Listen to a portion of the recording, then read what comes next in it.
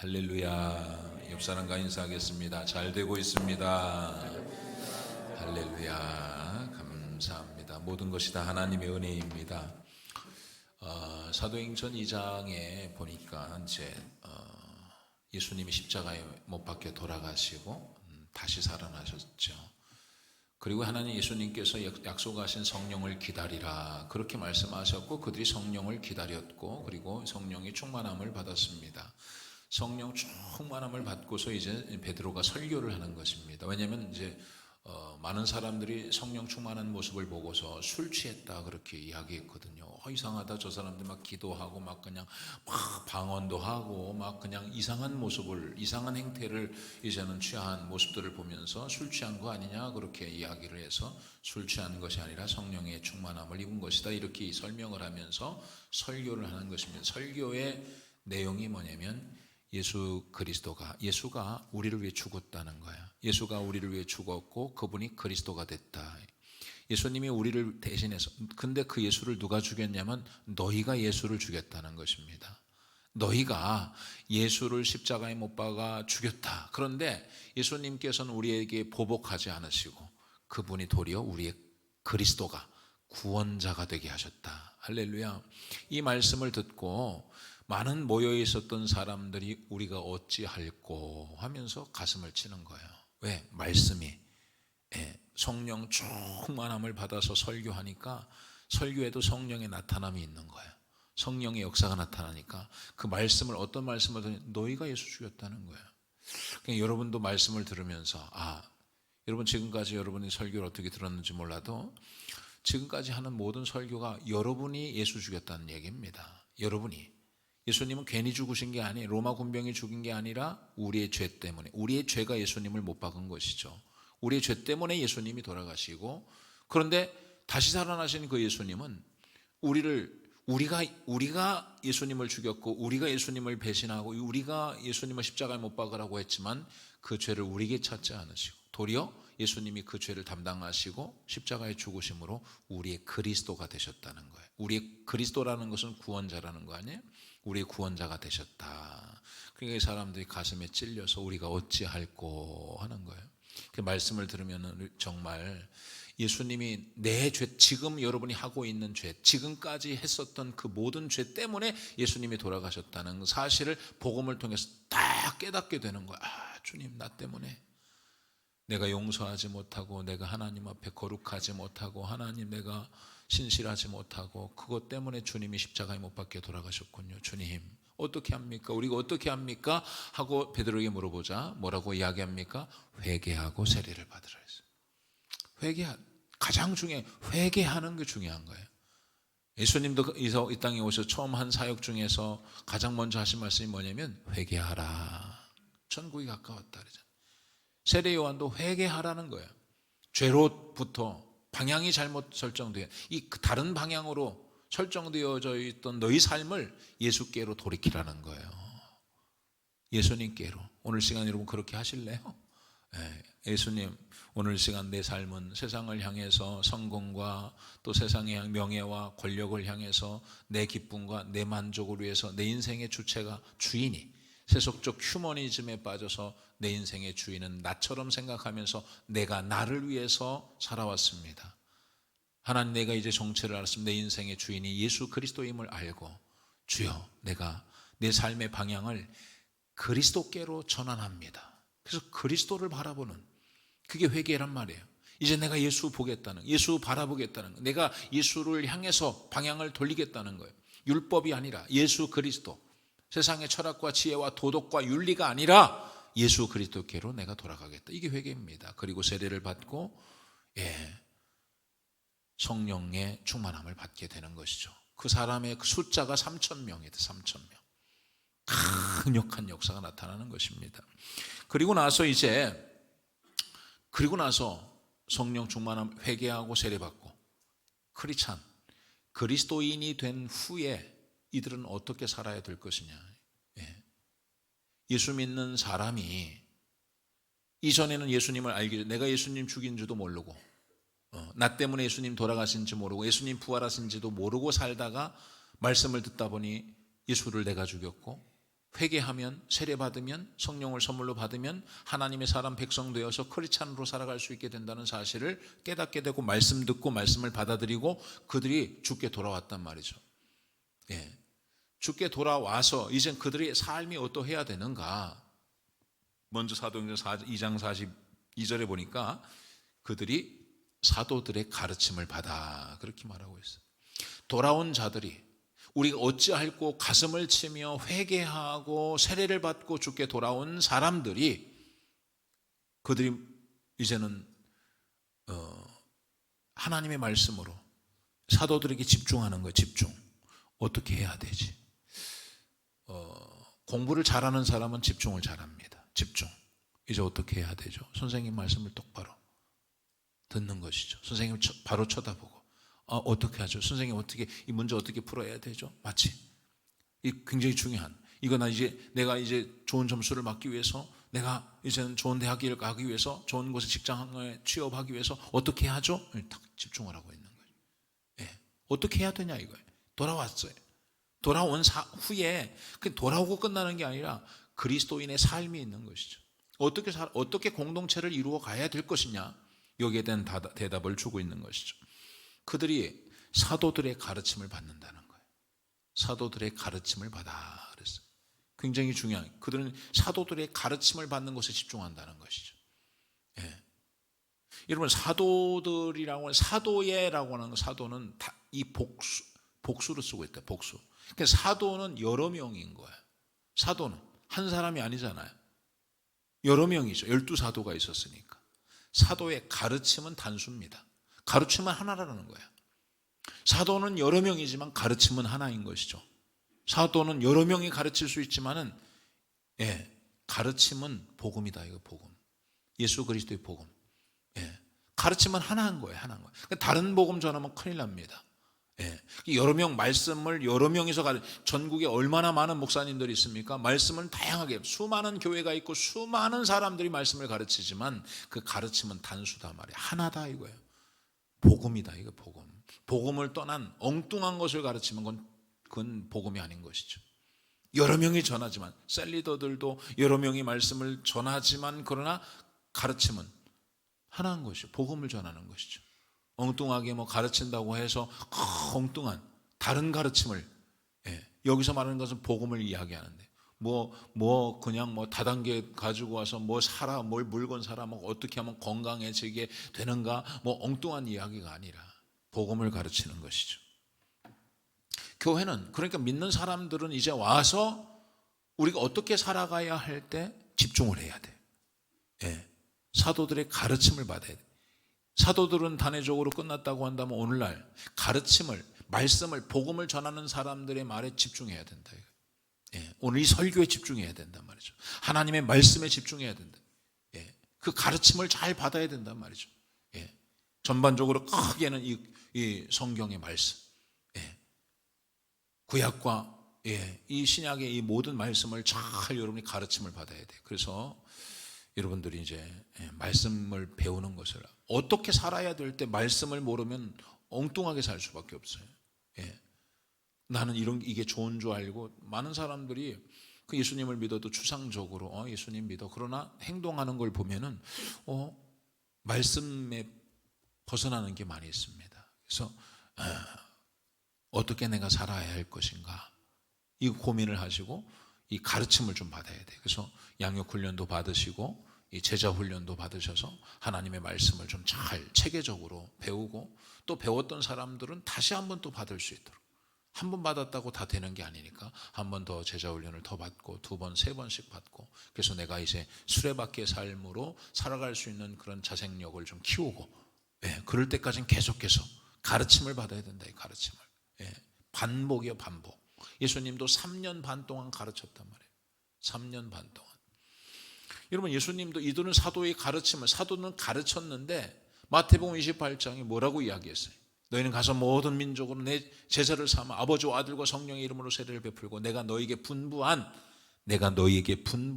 모든 것을 가르쳐 지키게 하라. 그래서 가르쳐 지키게 하라. 내가 너희에게 분부한 모든 것을 가르쳐라. 그래서 가르쳐서, 가르친 것으로 끝나는 것이 가르쳐 지키게 하라. 지키게 하라. 이게 예수님이 Great Commission, 위대한 명령 아닙니까? 가르쳐주고. 그 지금 사도들이 예수님으로부터 배운 것을 예수님이 가르치라고 하신 이 말씀을 가르치는 거예요. 가르치는 거예요. 너희는 가르쳐라. 내가 너에게 분부한 모든 것을 그들에게 가르쳐 지키게 하라 말이죠. 가르쳐 지키게. 지금 사도들, 그들이 그래서 사도들의 가르침을 받아서 서로 교제하고 떡을 떼며, 서로 교제하고 떡을 뗐대. 예수님의 가르침 중에 가장 귀한 가르침이 뭐냐면 서로 교제하고 떡을 떼는 거예요. 여러분이 원하든, 여러분 찬송을 하든 찬송을 하지 않든 예수님의 가르침은 그것이고, 예수님은 제자들에게 그것을 가르치라고 말씀하셨고, 제자는 그것을 가르치는 거예요. 여러분이 순종하든 말든 그 여러분의 몫인데, 하나님의 말씀이니 순종하는 게 좋지 않겠어요? 뭐냐? 예수님이 가르친 것은 교제요, 교제. 성도들의 교제. 제자들로 하여금 3년 반 동안 함께 동고동락하면서 함께 교제하게 하는 걸 가르쳤어요. 떡을 떼는 걸 가르쳤어요. 성찬식을 가르쳤어요. 예수님이 제자들을 불러놓고 최후의 식사를 하잖아요. 만찬입니다. 식사예요, 식사. 식사의 의미를 붙여준 거죠, 성찬식을 통해서.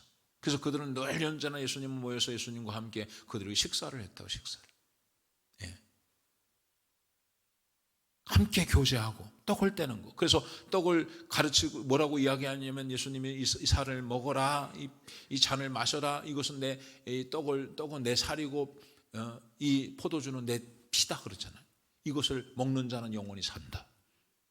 주님이 오실 때까지 이것을 계속해서 가르쳐라, 계속 지키게 하라. 이 성찬식 하는 거 아니에요? 이 성찬식을 통해서 오늘 우리에게 주시는 의미가 있잖아요. 성찬식은 뭐냐? 우리가 예수님의 살을 먹는 거예요. 예수님의 죽으심이 내게 구원이 되는 것입니다.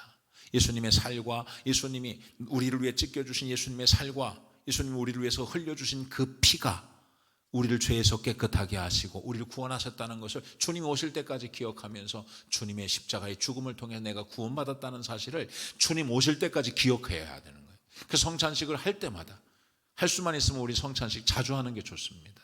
자주 하는 게 좋은데. 그리고 나서 이것은 뭐냐면, 여러분, 성찬식이 우리에게 주는 의미 가운데 하나는 또 뭐냐면, 우리 강은옥 권사님도 예수의 피를 먹고, 우리 이종숙 권사님도, 이미리 권사님도 다 같은 살, 같은 피를 먹고 마신 한 몸이요, 한 가족인 거예요. 피를 놓고서 다, 그래서 조직폭력배들이요, 조폭들은 다 해서 피를 놔가지고 다 새끼 손가락 뭐 탁 짜가지고 피 짜가지고서 해가지고 마시잖아요. 우리는 이제 피를 함께 나눈 우린 형제다 이거예요. 그래서 얼마나 그냥 그 자기들끼리 그 얼마나 그런 가족애가 되나, 어느 식구냐 그러죠. 우리는 뭐 남문 식구입니다. 어디 식구입니다. 역전 식구입니다. 식구라고 그래요, 식구를. 같이 밥을 먹고 같이 함께 피를 나눈. 근데 오늘 우리가 조폭만도 못해서 되겠어요? 예수님의 살과 피를 먹고 마신 한 가족인데, 우리는 어디 식구요? 우린 예수 식구죠. 예수 식구. 우리 이 한 몸임을 가르친 거예요. 너희는 한 몸이다. 내가 머리다. 너희는 그 몸에 이제 그 몸에 너희들 지체이고 내가 그 몸의 머리다. 그렇게 말씀하잖아요. 그러니까 우린 다 한 가족이야, 한 가족. 이 교제를 굉장히 중요하게, 지금 사도들의 가르침을 받아서 그들이 첫 번째 하는 게 뭐냐면 교제와 떡을 떼는 거예요. 이 공동체, 이게 없으면 안 돼요. 여러분, 성경에 보면은 또 그들이 이제 쭉 연결해서 46절에 보니까 날마다 마음을 같이하여 성전에 모이기를 힘쓰고 집에서 떡을 떼며 기쁨과 순전한 마음으로 음식을 먹었다 그랬어요. 그들이 모여서 집에서 자기들끼리 돌아가면서, 쉬운 성경에서는 집에서 집집마다 돌아가며 떡을 떼며, 이 셀리베예요, 셀리베. 그들이 모여서 함께 떡을 떼는 거예요. 함께 공동체를 회복하는 것이죠. 그러니까 교회는 성령 충만한 결과는 뭐냐면 딱 보면요, 모이게 돼 있습니다. 예. 회개하고, 회개가 안 되고 세례도 안 받고 안 죽고, 내가 안 죽고, 세례는 내가 죽는 거예요. 장사된 거예요. 진짜 내가 죽고 세례 받으면 자꾸 모여요. 자꾸 막 청년들도 모여서 막 기타 치고 찬양하고 막 기도 같이 하고 막, 그리고 밥 먹으러 가고 말이죠. 셀도 막 성령 충만하면 집사님 언제 모여? 우리 한번 모이죠. 밥 좀 먹어야지. 막 모인다고요. 예. 자꾸 모이게 돼 있어요. 예. 여전도회 남전도회 잘하는 데는 자꾸 모이는 거예요. 모여서 밥 잘 먹는 거예요. 예수님이 가르친 거 그거예요. 너희들 모여서 밥 좀 자주 먹어라 이거예요. 예. 제2의 종교개혁이라는 책을 쓴 벨 베캠 목사님은 이런 이야기를 해요. 오늘날 종교개혁은, 첫 번째 종교개혁은 이제 마틴 루터를 통해서 이제 중세에 타락한 이제 카톨릭으로부터 이제는 다시 리포메이션. 개혁이라고 하는 말을 어떻게 쓰냐면 리포메이션이라고 해요. 리폼이란 말이 리폼이라는 말이 리포메이션이라는 말을 잘 모르는 사람들은 이제 이런 거, 리폼을 다 알잖아요. 리폼은 뭐냐면, 폼이라는 것은 원래의 형상은 폼이라고 말하잖아요. 근데 폼이 형상을, 원래의 것들을 잃어버린 걸 뭐라고 하냐면 디폼이라고. 디폼. 이제 여러분 가구가 처음에 샀을 때는 참 깨끗하고 좋은 건데 시간이 지나니까는 디폼이야. 디폼. 옛날의 형태가 다 없어져. 문고리도 어떻게 돼요? 끊어지고, 부러지고, 색깔도 바라고. 그건 어떻게 할 거예요? 그러면 버리기 아까우면 어떻게 해야 돼요? 리폼해야죠. 리폼이라는 게 뭐냐면 다시 돌아간다는 거예요. 원래의 형태를 회복한다는 거예요. 그게 리폼이야. 리폼. 그래서 오늘 우리 교회는 리포메이션 처치, 개혁주의 교회단 말이에요. 다시 그 모토는 어디로, 원래의 형태가 어떤 것으로 돌아가냐, 원래의 형태는 어떤 것이냐, 그게 초대교회예요. 초대교회. 성경이단 말이에요. 성경. 그래서 개혁은 백투더 바이블이요. 그 모토가 성경으로 돌아가자, 초대교회로 돌아가자는 게 초대교회. 많이 벗어났어요. 근데 종교개혁은 어쨌든 간 중세에 타락한 그런 이제는 그것이 첫 번째 종교개혁이 일어났는데, 두 번째 우리가 종교개혁이 일어나야 될 만큼 시급한 것이 뭐냐? 소그룹을 회복해야 된다는 거예요. 소그룹을 회복해야 된다 이거예요. 초대교회는 성경에 보니까 초대교회는 다 집집마다 서로 소그룹으로 모였단 말이에요. 소그룹으로. 그래서 자기들끼리 5명, 6명씩 모여가지고 찬송하고 기도하고 같이 식사하고, 이런 것을 통해서 교회가 막 그냥 엄청난 부흥의 역사가 나타났단 말이에요. 그러니까 그들은 그 기독교가 대박해를 경험하면서 자기들끼리 속으로서, 왜냐하면 많이 이렇게 크게 모일 수가 없으니까 작게 모여서 그렇게 교회가 이렇게 번성이 된 것이죠. 325년 콘스탄틴 황제를 통해서 기독교가 공인화됩니다. 그러면서 모든 사람들은 너희들은 공적으로 가서 예배를 드려도 된다. 그러니까 그들이 다 이제 같이 함께 모이는 거예요. 그렇게 하면서 이제는 큰 모임만 이제 이렇게 주일날 한번 딱 모이고 이제 흩어져서 끝나는 것이죠. 이거는 하나님이 디자인하신 교회가 아니다 이거예요. 같이 함께 모여서 예배를 드리고, 또 이제는 흩어져서는 그들이 소그룹으로 자기들끼리 모여서 떡을 떼며 교제하는 일들이 지속적으로 있어줘야 된다. 그래서 우리는 그래서 셀이라든가 뭐 구역이라든가 속회라든가 무슨 다락방이라든가 목장이다, 이 모든 게 다 성경을 기반으로, 사도행전 2장을 기반으로 해서 우리가 자기들끼리 모여서 3명, 4명, 5명씩 모여가지고 이것들을 실현하는 것입니다. 성도의 교제와 이 성도가 함께 식사를 나누고 같이 공동체를 이루어가는 것은, 이건 예수님이 가르친 거예요. 사도들이 엉뚱하게 자기가 사도들의 가르침을 받았다고 하는데 자기 것을 가르치는 게 아니란 말이에요.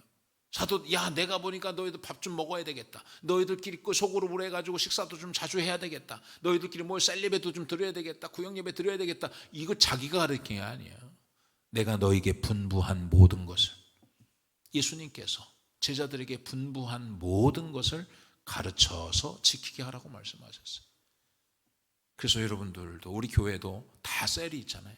공동체가 다 나눠질 때 남자 셀, 여자 셀도 있고 1셀부터 쭉 직장인 셀까지 있습니다. 여러 가지 각박한 그런 세상에서 잘 모이기가 힘들지만 할 수만 있으면, 특별한 상황이 아니면 할 수만 있으면 모여서, 왜냐하면 이 셀 그룹을 통해서 하나님의 친밀감을 경험하게 되는 거예요.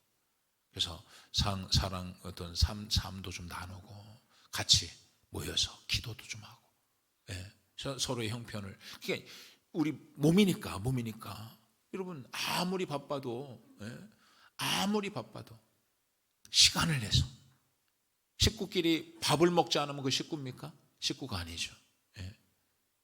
어제 우리 오장로님이 갔다가 이제 강원도 보수공사, 수양관 보수공사 했는데 전화가 와, 이제 우리 민재가 생일이었나요?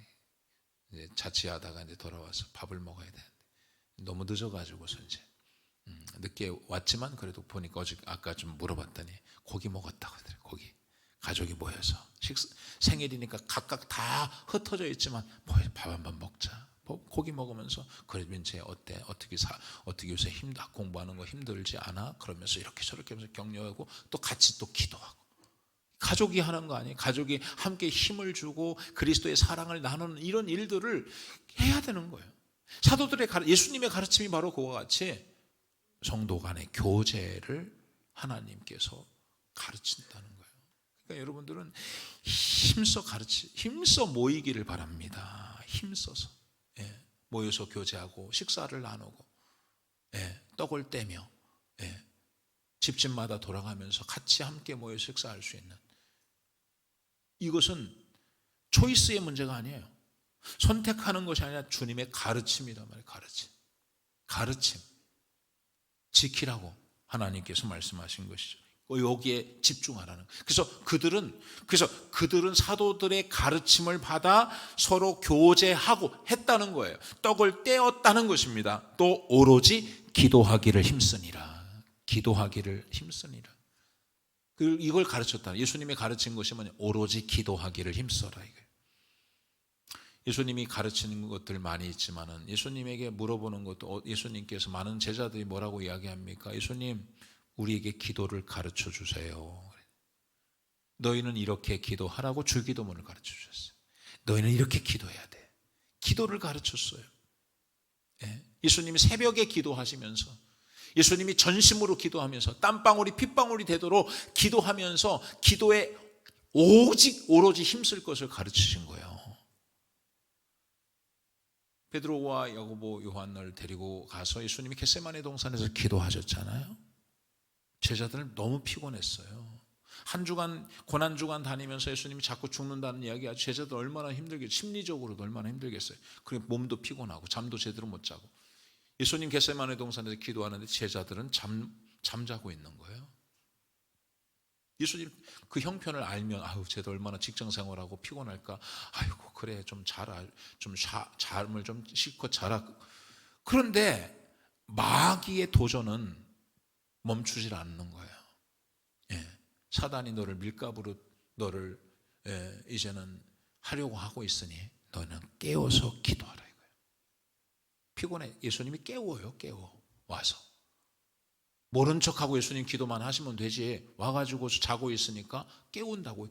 깨우고 한시라도 깨워서 기도할 수 없더냐 하면서도 기도하라는 거예요. 그리고 또 다시 와서 또 깨워. 마음은 원이로되 육신이 약하도다. 약한 육신을 이기란 말이에요. 기도하면 힘을 주세요. 하나님께서 힘을 주신다고. 안 해보고서 지금 피곤하니까 기도하러 교회 가면 더 피곤하겠지, 그렇게 생각하지 말고 피곤한 몸을 이끌고 와서 어떻게 해야 돼? 오로지 기도에 힘써야 된단 말이에요. 오로지 기도에 힘을 써야 된다. 힘쓰지 않으면 안 되는 거예요. 자꾸 기도하려면 여러분 철야 예배 참석하고 기도하려고 하면은 가만히 갑자기 없던 일이 생기죠. 이번 주에는 내가 기도 몇 시간씩, 1시간씩이라도 없던 일이 생깁니다. 이번 주는 특별 새벽 기도, 새벽 예배니까 내가 가서 이번 주만큼은 가야지. 이상하게 전날 알람이 또 안 울려. 뭐 피곤해. 뭐 보통 이게 쉽지가 않아요. 오로지 기도에 힘을 써야 돼. 힘을 써야 돼. 힘쓰지 않으면 안 돼요. 예. 이게 주님의 가르침이라고요. 사도들은, 여러분, 그들이 사도들의 가르침을 받아들이는 거예요.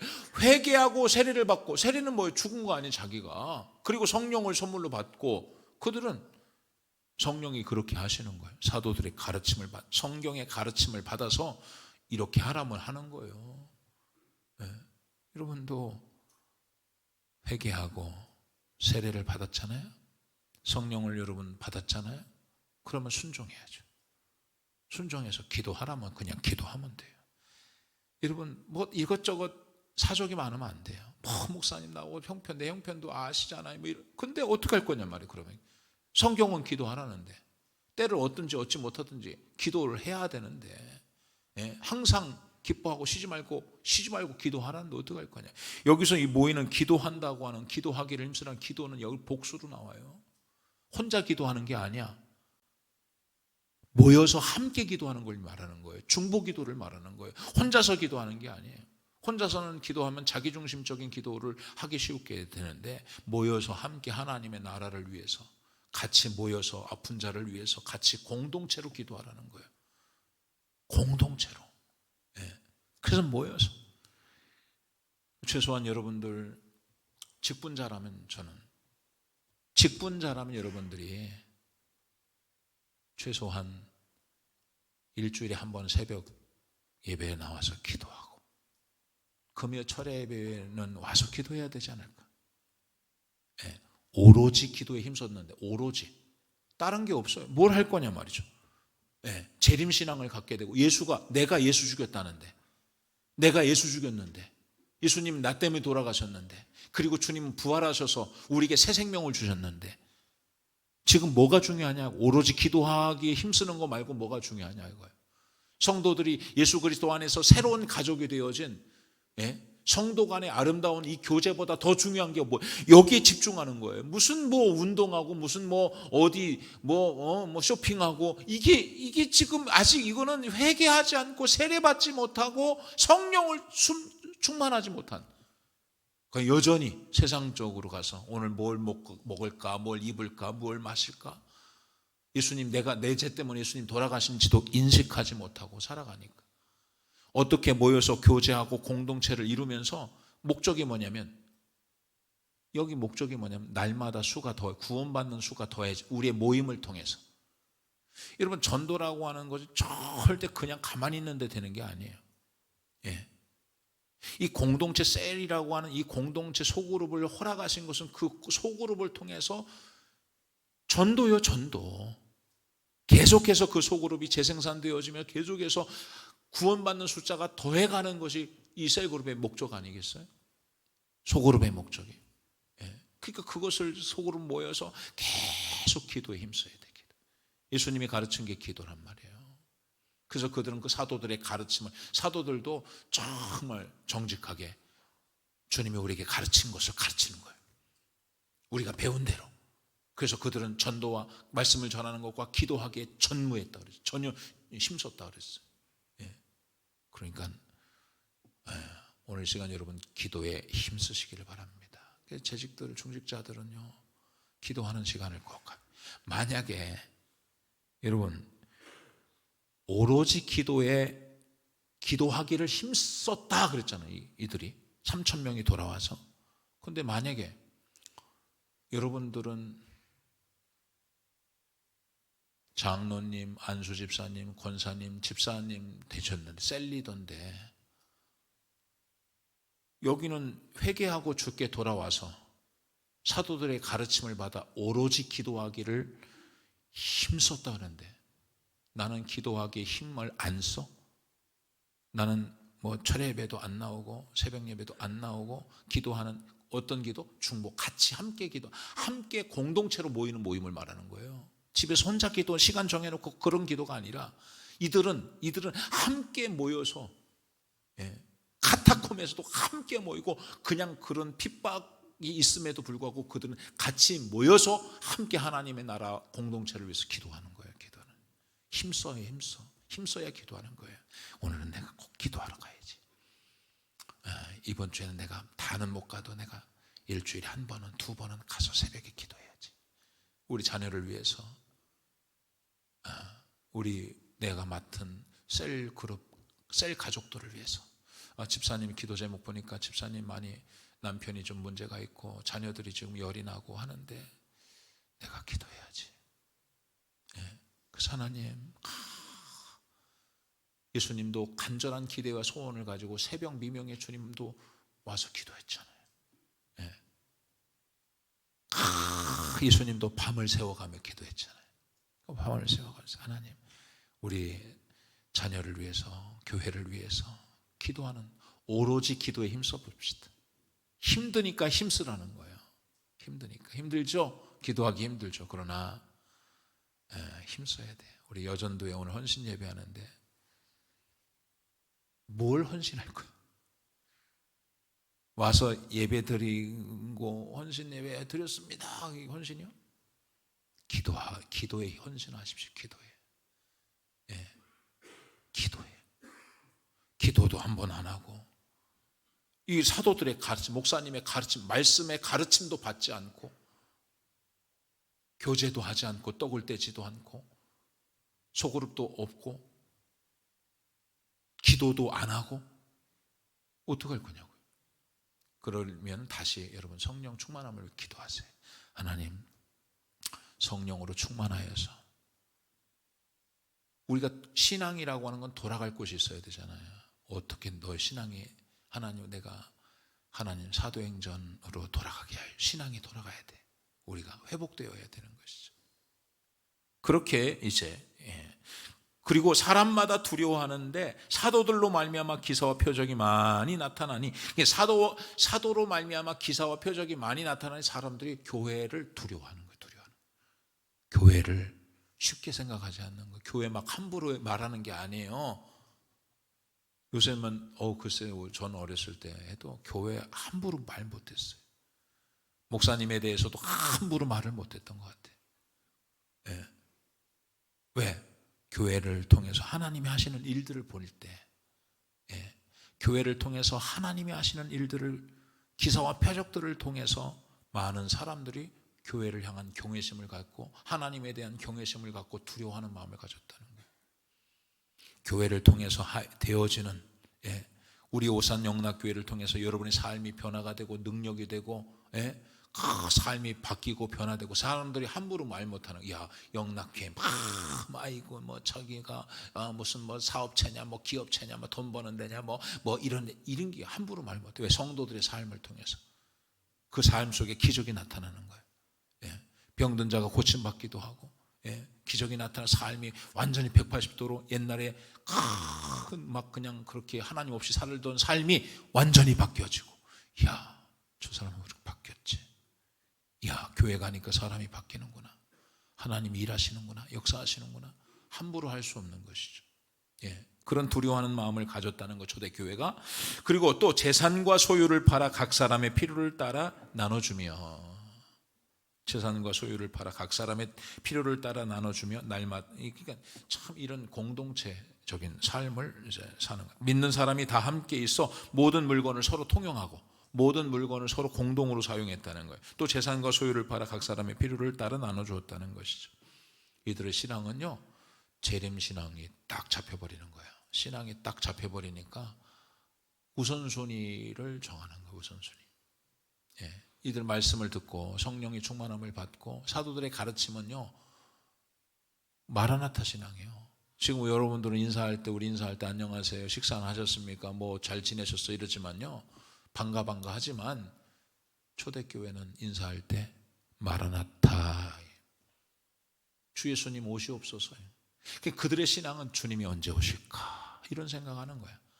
그러니까 주님이 언제 오실지 늘 그걸 소망하니까 이 재산에 몰입되지 않는 거예요. 물질에 몰입되어서 물질을 쫓아가 살아가는 게 아니라 나눔의 삶을 살 줄 아는 것이죠. 어려운 이웃들을 돌아볼 수 있는 삶을 살 수 있는 여유가 있는 거예요. 왜냐하면 이것도 내가 가지고 있다가 다 누구 거예요? 오늘 밤에 내 영혼을 가져가면, 어리석은 부자에게 말하잖아요. 오늘 밤에 내 영혼을 가져가면 그것이 누구의 것이 되겠느냐. 그러니까 이들은 믿는 사람이 다 함께해서 모든 물건을 서로 통용하고 공동으로 사용을 하고 재산과 소유를 팔아 각 사람의 필요를 따라 나눠줄 수 있는, 아낌없이. 그래서 이번에도 5월 20일 날 이제 불우이웃돕기 이웃사랑 나눔 1일차 집을 하는데 우리가 한 20년 정도 이렇게 해온 것 같아요. 여러분들도 참 너무 감사해요. 여러분도 뭐 물건 같은 거 가져오셨나요? 안 입는 옷도 좀 가지고 오고, 너무 좀 안 좋은 것만 갖고 오지 마시고 더 좋은 것도 좀 가지고 오시고. 그래서 전자 제품이나 여러분 집에서 안 쓰는 것들, 또 때로는 좋은 것들도 사갖고 오셔도 좋고요. 그런 것들을 가지고 와서 판매를 하고, 여러분이 가지고 온 것을 가지고 와서 그것이 판매가 되어져서 그 판매한 것을 가지고 이웃사랑을 나누는 거예요. 이웃사랑을 실천하는 것이죠. 그런 삶. 그래서 여러분도 뭐 티켓을 오늘도 파는데 1일차 집 티켓을 판매하면 한 장에 2,000원인 것 같은데 2,000원. 2,000원이면 나는 5장만 주세요. 10,000원이 아니라 나만 떡볶이 10,000원어치 먹는 게 아니라 100장 주세요. 50장만 주세요. 50장이면 10만 원이요. 20장이면 20장이면 4만 원. 그렇게 사가지고서 전도도 하는 거예요. 5장씩 주고. 이번에 월 20일 날 이렇게 나누는 거죠. 내 것을 가지고 나누는 거예요. 그래서 나눔을 통해서 그들이 와서 그들이 맛있는 것도 먹고 또 같이 함께. 왜냐하면 이 재림적인 신앙, 이 본질적인 어떤 신앙의 상태를 이들이 아니까, 그러니까 있는 것도 더 쓰고 싶고 나누고 싶고, 나보다 못한 사람이 있으니까 저 사람에게 내가 좀 수평적 관계를 유지하기 위해서 내가 많이 있으니까 저 사람에게 좀 도와주자. 그래서 저는 제가 개인적으로는 이 사회주의는 옳지 않은데, 기독교적 사회주의, 예수 믿는 사람들이, 그러니까 예수 믿는 사람이 좀 부자가 됐으면 좋겠어요. 예수 믿는 사람이 선한 부자가 돼서 사업도 하고 돈도 좀 많이 벌어서 자발적으로 기부할 수 있는, 그래서 부자가 돼서 기업을 경영하고, 그래서 내가 많은 돈을 벌어서 지역적으로 어려운 이웃들을 도와주고, 가난한 사람들을 도와주고, 이런 수술비 없어 수술하지 못하는 사람들을 도와주고, 이렇게 우리 부자들이, 크리스찬들이, 예수 믿는 사람들이 이렇게 나눌 수 있는, 젊은이들은 그런 소망을 좀 가지시기 바랍니다. 하나님 내게 물질의 축복을 주셔서 나로 하여금 하나님의 사랑이 그 물질을 통해서 흘러갈 수 있도록, 나눔이 있을 수 있도록, 이것이 주님의 가르침이었다는 거예요. 그리고 그들은 날마다 마음을 같이하여 성전에 모이기를 힘쓰고 그랬어요. 날마다 마음을 같이하여서, 날마다 마음을 같이하여 한 마음으로 성전에 모이기를 힘썼다는 거예요. 날마다는 에브리데이, 날마다, 오늘도 내일도.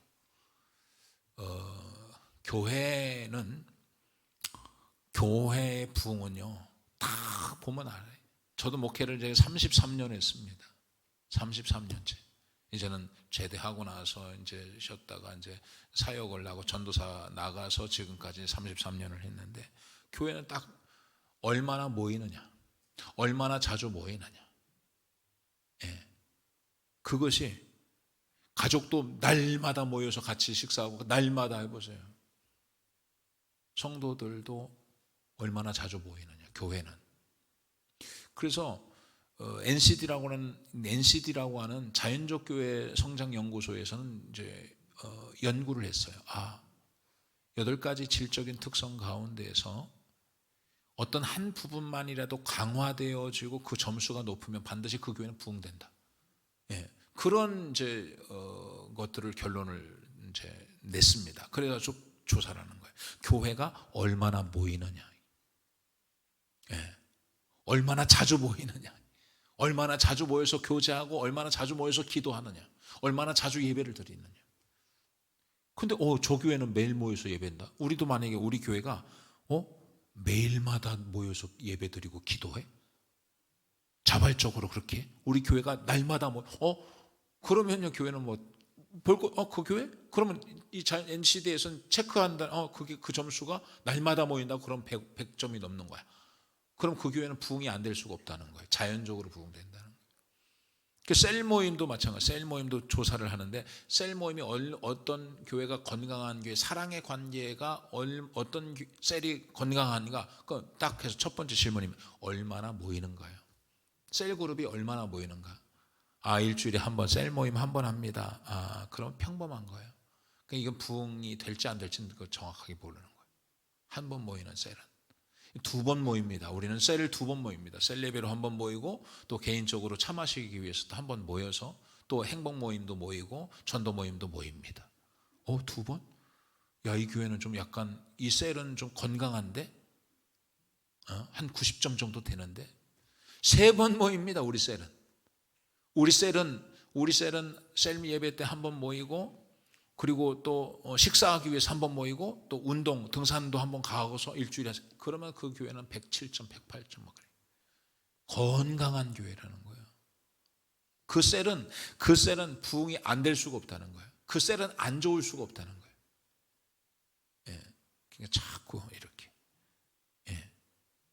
그래서 우리는 보면 알잖아요. 성경에서 이게 지금 우리 모델 아니에요? 이 사도행전 2장의 이 말씀, 이 교회가 우리가 추구해야 할 교회예요.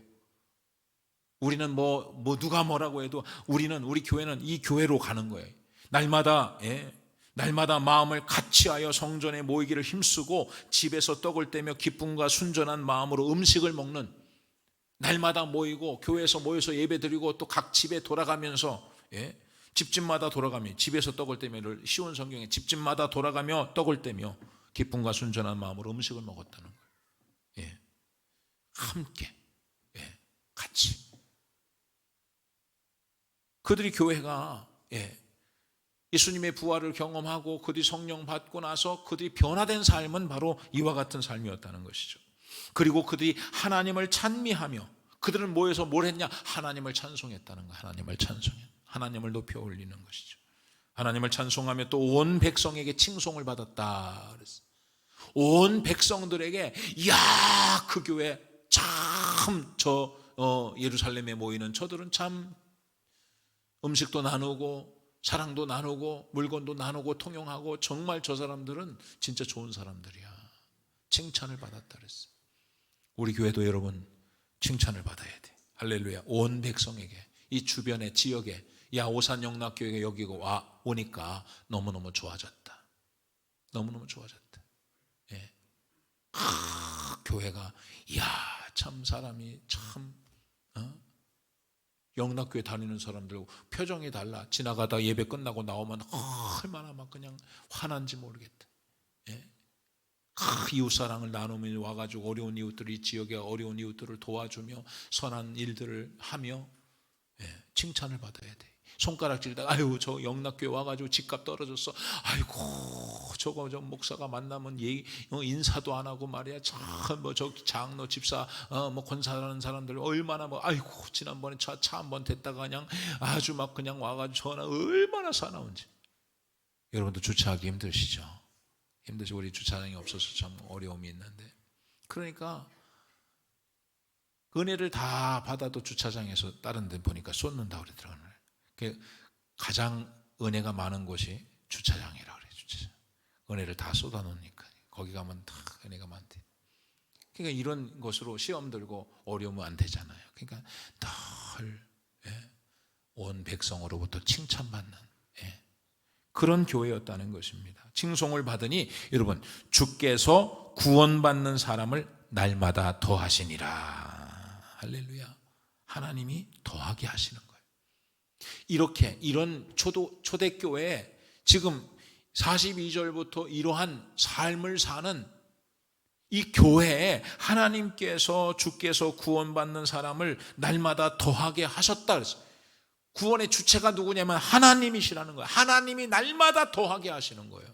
이런 교회에, 나눔과 교제가 있는 교회, 여러분 오로지 기도하기에 힘쓰고 날마다 모여서 하나님을 예배하고 서로 돌아가면서 떡을 떼며 서로의 것들을 자기 것으로 이런 고집부리지 않고서 삶을 나누고 재산을 나누고 함께 나누는 그런 교회에 하나님께서 날마다 더하게 하셨다 그랬어요.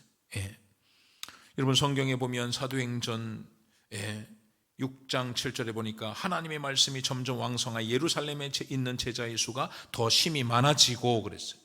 9장 31절에도 그리하여 온 유대와 갈릴리와 사마리아 교회가 평안하여 든든히 서가고 주를 경외함과 성령의 위로로 진행하여 수가 더 많아지더라 그랬어요. 사도행전 11장 24절 바나바는 착한 사람이요 성령과 믿음이 충만한 사람이라 이에 큰 무리가 죽게 더하여지더라. 사도행전 16장 5절에도 이에 여러 교회가 믿음이 더 굳건해지며 수가 날마다 늘어나니라. 하나님이 허락하시는 거예요. 부흥의 주체는, 부흥의 주권은 하나님께 있는 거예요. 하나님께. 그리고 우리는 부흥을 하기 위해서 교회가 이것은 하나님이 하시는 것이니까 우리는 하나님의 말씀대로 하나님 먼저 여러분 회개하셔야 돼. 회개하고 세례를 받아야 돼. 세례는 뭐예요? 주와 장사 지내는 거예요. 죽는 거예요. 주님 내 안에 주가 살게 하여 주시옵소서. 세례를 받고 성령을 충만한 받아요. 성령을 받으면 이제는 그때부터는 말씀에 집중하는 거예요. 말씀에 집중하는 거예요. 양육도 받고 제자 훈련도 받고 말씀에 집중해요. 그 가르침을 받는 거예요. 가르침을 받아서 이제 떡을 떼고 성도의 아름다운 교제를 나누고 소그룹으로 잘 모이고 혹시 여러분 가운데 잘 못 모이시는 분들은 잘 한번 모여보세요. 여러분의 형편대로 살지 마시고 말씀에 순종하여서 내가 힘들고 어렵지만은 하나님이 모이라고 하셨으니까 소그룹으로 모이라고 하셨으니까 모여서 함께 서로 집집마다 돌아가면서 식사를 하고 떡을 떼며 하나님의 친밀함을 경험하며 하나님의 사랑을 경험하며 서로 중보하며 같이 함께 모여서 합심으로 기도하고 그래서 사람들로부터 그 셀이 그 소그룹이 칭찬을 듣고 그렇게 할 때 하나님께서 구원받는 수를 날마다 더하게 하신대. 할렐루야. 믿음으로 말씀에 순종하는 여러분 되기를 주의 이름으로 축원합니다. 기도하겠습니다. 하나님 오늘 시간 말씀 붙잡고 기도합니다.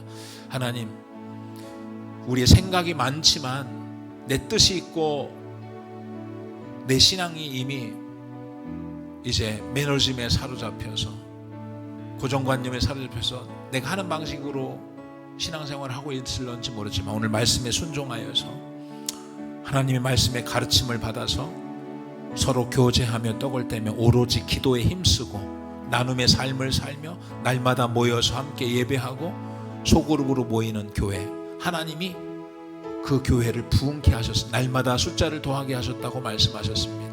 하나님 우리 교회도 이런 교회가 되게 하여 주시옵소서. 우리가 말씀 안에 순종하게 하여 주시옵소서. 주여 한번 부르고 기도합니다.